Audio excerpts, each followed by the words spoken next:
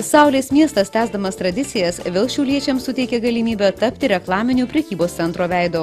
Naujieji reklamos veidai – tai jauniausia projekto dalyvė, vos 3 metukų Milda, būsimas moksleivis Gotautas, aktyvių studentų bei aktorių pora Justina su Arnu, radio laidų redaktorius Vaidas bei sveiką gyvenseną ir grožį puoselėjanti Rima. Naujieji Saulės miesto veidai jau dalyvavo žurnalo Pavasaris mieste fotosesijoje ir dalijosi įspūdžiais. Džiugu, labai džiugu. Patirtis tiek ne vieną kartą, o kelis kartus bus visus metus.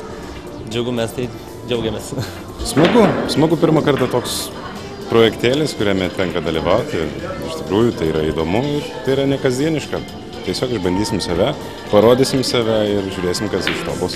Oi, labai gera nuotaika, labai smagus kolektyvas ir iš tikrųjų labai šilta ir gera širdį. Labai gerai, iš tikrųjų labai profesionaliai atrinkti žmonės, kurie yra, man net keista, kad jie nestovėjo prie fotokameras yra, nes labai atsipalaidavę, labai gerai dirba, viską padaro taip, kaip jiems pasakai.